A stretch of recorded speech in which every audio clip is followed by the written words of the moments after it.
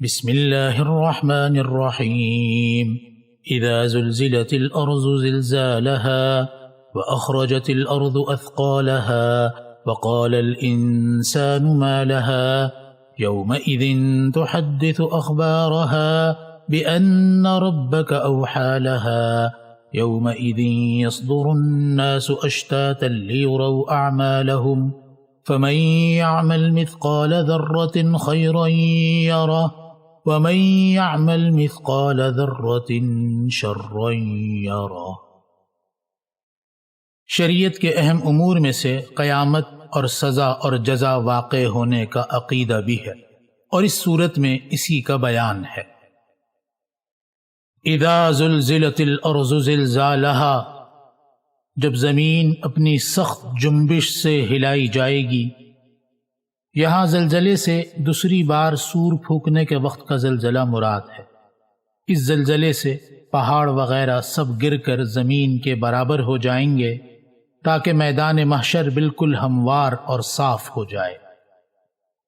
وَأَخْرَجَتِ الْأَرْضُ أَثْقَالَهَا، اور زمین اپنے بوجھ باہر نکال پھینکے گی۔ یہاں بوجھ سے مراد خزانے، دفینے اور مردے ہیں۔ اگرچہ بعض روایات میں قیامت سے پہلے بھی خزانوں اور دفینوں کا زمین سے باہر آ جانا معلوم ہوتا ہے، لیکن ممکن ہے کہ قیامت سے پہلے جو خزانے اور دفینے باہر آ گئے تھے، وقت گزرنے کے ساتھ پھر ان پر مٹی آ گئی ہو اور وہ چھپ گئے ہوں، اور وہ قیامت کے روز پھر نکلیں۔ اور ان خزانوں اور دفینوں کے ظاہر ہو جانے کی شاید یہ حکمت ہو کہ مال دولت اور خزانوں سے بہت زیادہ محبت رکھنے والے لوگ اپنی آنکھوں سے ان کا بیکار ہونا دیکھ لیں۔ وقال الانسان ما لها، چنانچہ اس حالت کو دیکھ کر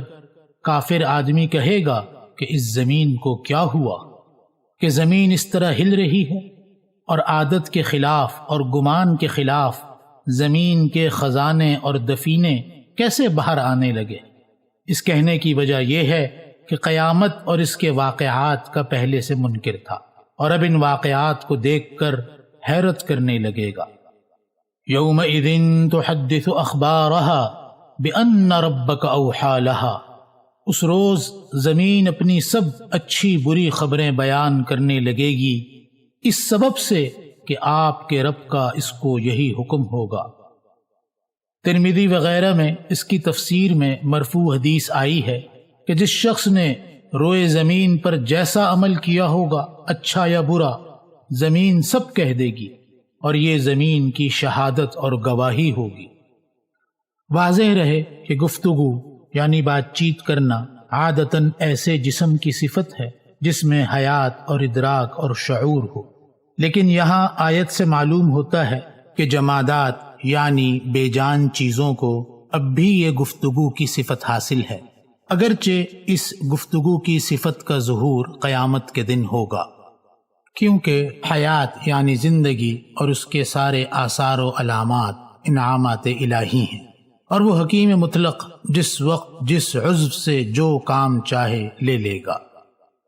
یومئذ یصدر الناس اشتاتا لیروا اعمالهم،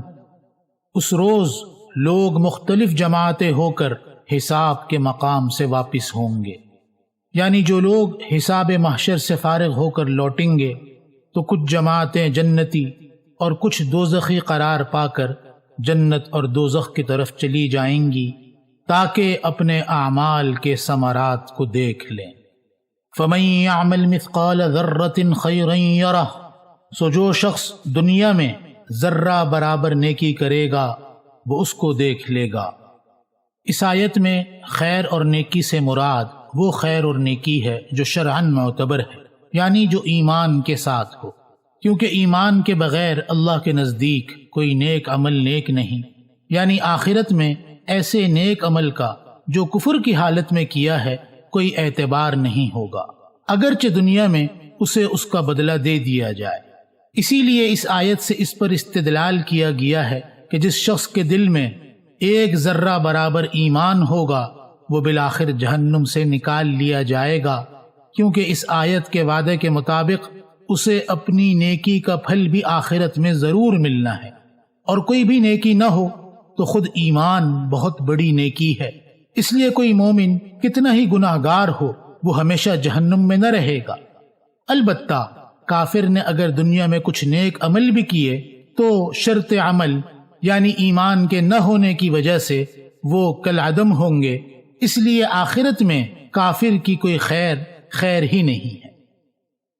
وَمَن يَعْمَلْ مِثْقَالَ ذَرَّةٍ شَرًّا يَرَهُ، اور جو شخص دنیا میں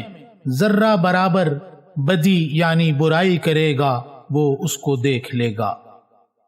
اس شر اور بدی سے مراد وہ شر ہے جس سے اپنی زندگی میں توبہ نہ کر لی ہو،